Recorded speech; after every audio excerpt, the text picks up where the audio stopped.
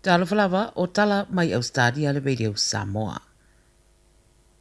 E ui papolenga I lo la saunga le mu a wala pata pai pele o leo I Ausetalia I le atunu ina I awane I anga I ei seisi I se tama I ta I tala wawolo o tausa I dia nei whai mai o tausa I dia I le whai tu leo tu wumba. E le whamtaranga pe ona ripatia mai le 7 News I le so o ta wai o le teni tite lima tausanga no tausa I dia mai Queensland whata sei mal tama I ta I tala wawolo nei wala pata I mai leo leo le atunu awane I anga I ei seisi. O le tama I ta I tala wawolo su tausanga ma le teni titi na muni muni wa aia o ese mai se tuatu si Andrew Street I St. George I le aso rosu tase le masina le nei dao auli. Whamtaraina le tama I ta I e laulu pupu ena ma o lo ono malanga ane se Holden Captiva na nu auro tausanga duaf mareiva pe ona whaero e leo leo. O le taavale lai sene Quincenani 784 gay ZH ma e talitono la woman tene titi lima tausanga o lo malangane anga I mai I New South Wales. O lo iei popolenga o leo leo le soifua malaloina o le tama I tai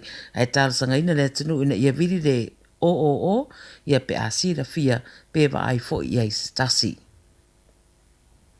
O lo lapta ia mai leo leo le whae te peo le atunu uilungo le ala tele e me se lava ileanga I atu le Blue Mountains ma le Great Western Highway le ana tāpunia I tu uma e lua mai le tau na leila o no le aisa ilungo le ala tele. E ui wato e tatala I le te minei alo ua fautua ina pere whae tete a me se le atunu whemalanga I moleanga I atu le vale o Katoomba ma Mount Victoria. Wadi putia mai na yeni wha lawe lawe tau ta vale, sa tula I mai le tau ana rei naona o le mamawhare aisa, ma whaatua iei fo I whai ngā malanga. Awa mai tawina le marulu tere o Ausetalia mai lawa le tau ana rei la, e o mai le teminei e ui I le susuru malo sire la, I le nei fo yaso.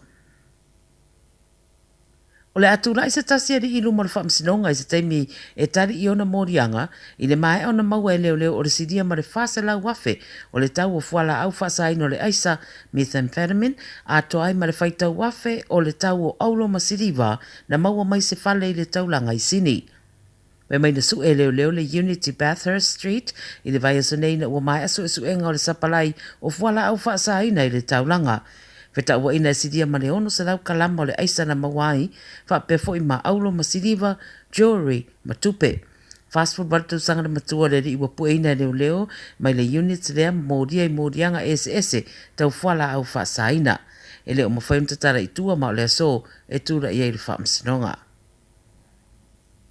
Wa wha mawina nei se no fuanga I whaia Yesu e su e ngā leo leo I Adelaide I se tasi o Retirement Village po le a ai o tangata mātutua ua li taia mai ngā ruenga na maua I ei tino maririu e lua I le taia awana rei la. O li pote le 9 News ua wha ilo ai o lo whaatara noa e leo leo tangata e tu sa I le wha lavlavene nei ma lo wha ilo foi na wha vave atu I elif soso ani mua mua I le no fuanga po le tau le valu le taia au I le mai au na maua o tino maririu I e lua.